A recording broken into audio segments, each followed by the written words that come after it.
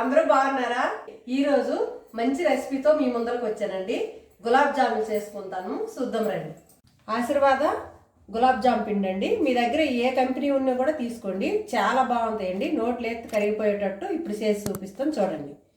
ఇప్పుడు మనం కట్ చేసుకుందాం. ప్యాకెట్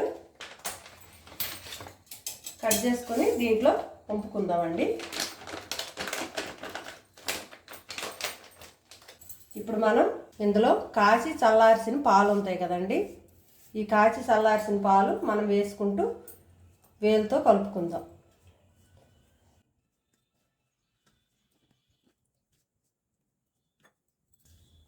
మరీ గట్టిగా ప్రెస్ చేసి కలపొద్దండి. వేలుతో ఇలా కలుపుతూ మనం పాలతో మొత్తం కలుపుకుందాం. ఇప్పుడు మనం ఒక స్పూన్ నెయ్యి వేసి చక్కగా కలుపుకొని పక్కకు పెట్టుకుందాం. 10 నిమిషాల పాటు చక్కగా అది నానుతుంది పిండి. ఈ నెయ్యి వేసి ఇలా కలిపి ఒక 10 నిమిషాల పాటు మనం పక్కకు పెట్టుకున్నాం అనుకో, గులాబ్ జామ్ అనేది మంచి స్పాంజీలా వస్తుంది, చాలా బాగుంటుంది. మనము మందపాటి గిన్నె తీసుకోవాలండి. వెడల్పు ఉన్నది మందపాటి గిన్నె తీసుకుని ఇదిగో కప్పు పంచదార అండి, మళ్ళీ ఇంకా అరకప్పు పంచదార పడుతుందండి. మనకి కప్పున్నర పంచదార అండి. ఈ కప్పుతో కప్పున్నర పంచదార వేసుకోవాలి. ఇప్పుడు మనం దీంతో 3 కప్పులు వాటర్ పోసుకుందామండి.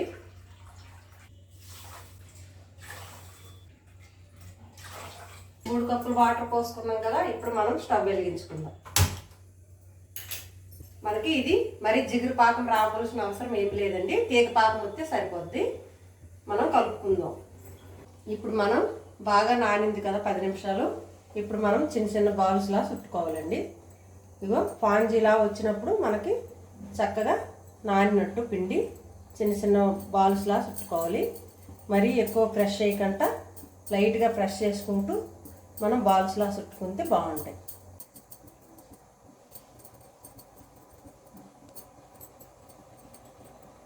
మనకి పాకం వచ్చేలాగా మనం ఇవి బాల్స్లా చుట్టుకుందాం.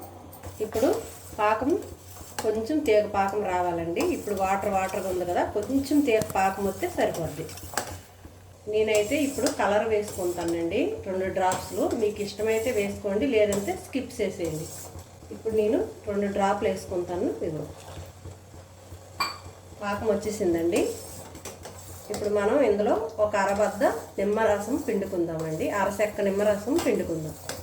ఇప్పుడు మనము అరచెక్క నిమ్మరసం పిండుకుందామండి. ఇది పిండుకున్న వల్ల ఏమవుతుందంటే మనకి పాకం సిక్కపడదండి. దించిన తర్వాత కూడా అలాగే పలసగా ఉంటుంది కాబట్టి మనము అరచెక్క నిమ్మరసం పిండుకుందాం. ఇప్పుడు అయిపోయిందండి. మనము గులాబ్ జామ్ పిండి అంతా బాల్స్లా చుట్టుకున్నాము. ఇప్పుడు మనం ఒక స్టవ్ మీద కడాయి పెట్టుకొని డీప్ ఫ్రైకి సరిపడా ఆయిల్ పోసుకుందాం. ఇప్పుడు మనం డీప్ ఫ్రైకి సరిపడా ఆయిల్ పోసుకొని ఇవి నూనెలో మనం దేవుకుందామండి.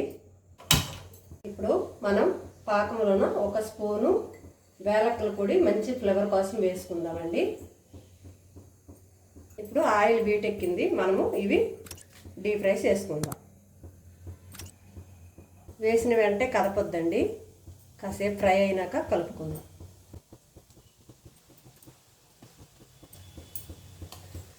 కొద్దిగా మంట తగ్గించుకుందాం. ఇదిగోండి ఇలా ఉండాలి మనకి. ఈ కలర్లో వచ్చినప్పుడు, బంగారు కలర్లో వచ్చినప్పుడు మనం పాకంలో వేసేసుకుందాం.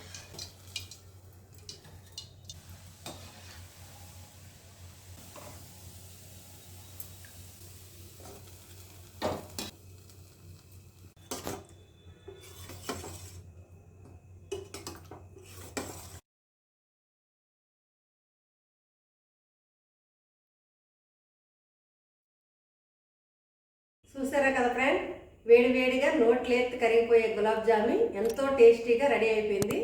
ఈ వీడియో కనుక మీకు నచ్చినట్టయితే లైక్ చేయండి, షేర్ చేయండి, సబ్స్క్రైబ్ చేయండి.